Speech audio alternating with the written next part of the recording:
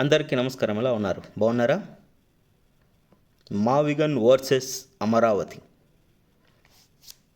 తేల్చేశారు జగన్ గారు. ఎవరు గెలుస్తారో ఎవరు ఓడుతారో తెలియదుగా. గుంటూరు, విజయవాడ, మచిలీపట్నం ప్రజలందరూ వాళ్ళ ఊరు క్యాపిటల్ అవ్వాలనుకుంటారా, లేదా కేవలం అమరావతి అనే ఒక ఒక ఊరు చిన్న ప్లేస్ క్యాపిటల్ అవ్వాలనుకుంటారా? వేచి చూడాలి. నాకు మావిగన్ మొదటి నుండి చెప్తున్నాను, నేను సపోర్ట్ దానికి. ఎందుకంటే నదీ ప్రాంతము సముద్ర ప్రాంతము కలుస్తుంది, ట్రాన్స్పోర్టేషన్ ఈజీ ఉంటుంది, ప్లస్ డెవలప్మెంట్ అవ్వడానికి కావాల్సినంత స్పేస్ ఉంటుంది, ఫ్యాక్టరీస్ కొత్తగా పెడతానికి అవకాశం ఉంటుంది, ట్రాన్స్పోర్టేషన్ ఈజీ కాబట్టి కొత్త కొత్త కంపెనీస్ వచ్చే అవకాశం ఉంటుంది, మ్యానుఫ్యాక్చరింగ్ ఇండస్ట్రీ బాగా గ్రో అవుతుంది, ఫిషరీస్ ఇండస్ట్రీ బాగా గ్రో అవుతుంది. ఇలా ఒక చెన్నై లాంటి ఇలా ఈ టైప్ ఆఫ్ వస్తుంది. ఇటు అమరావతి ఇటు సైడ్ వచ్చి అటు సైడ్ చెన్నై లాగా, ఒక సైడ్ ఏమో చెన్నై లాగా ఉంటుంది, ఒక సైడ్ ఏమో బెంగళూరు లాగా ఉంటుంది. అర్థమవుతుందా మీకు? రెండు కళ్ళు కలిపిన ఒక స్టేట్ క్యాపిటల్లా తయారవుతుంది. ఈ అమరావతి, గుంటూరు, విజయవాడ ఇటు సైడ్ అంతా నీకు రెవెన్యూ జనరేటర్లా వెళ్తూ, మచిలీపట్నం ఇటు సైడ్ అంతా ఫిషరీస్, ట్రాన్స్పోర్టేషన్, మ్యానుఫ్యాక్చరింగ్ ఇండస్ట్రీస్ వస్తే కళకళలాడిపోతుంది. యాక్చువల్లీ నేను మొదటి నుండి సపోర్ట్ దీనికి. కానీ ప్రజలు నిర్ణయించుకోవాలా.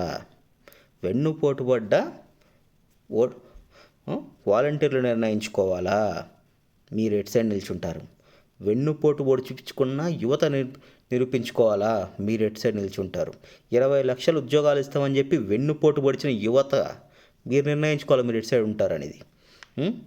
నిరుద్యోగ వృద్ధిస్తా అన్న యువత ఎగ్గొట్టిన యువతలు నిర్ణయించుకోవాలి ఎటు సైడ్ ఉంటారనేది. ప్రతి ఆడపిల్లకి 1500 ఇస్తా అన్న ప్రతి ఆడపిల్ల మీరు నిర్ణయించుకోవాలి మీరు ఎటు సైడ్ ఉంటారా అనేది. పెన్షన్లు ఎత్తేసిన మా అవ్వాతాతలు మీరు నిర్ణయించుకోవాలి ఎటు సైడ్ ఉంటారా అని మీరు. సచివాలయ వ్యవస్థలో ఉద్యోగాలని ఒక పనికిమాలిన ఉద్యోగాల్లాగా వాడుతున్న సచివాలయ వ్యవస్థ ఉద్యోగస్తులు నిర్ణయించుకోవాలి ఎటు సైడ్ ఉంటారా అని. గవర్నమెంట్ ఉద్యోగస్తులు మీకు చెప్పింది ఇచ్చిన వాడు కావాలా, లేదంటే చెప్పి బాప్ప ఇవ్వడం దాకా తెలియని చంద్రబాబు నాయుడు కావాలా, మీరు నిర్ణయించుకోవాలా ఎటు సైడ్ ఉంటారనేది. ప్రజలు నిర్ణయించుకోవాలా. చెప్పిన మాట నిలబెట్టేవాడా, 3.5 లక్షల కోట్ల అప్పు చేసి 2 సంవత్సరాల్లో ఎటు పోయిందో కూడా తెలియకుండా చేసిన మాయగాడ, మీరే నిర్ణయించుకోవాలా.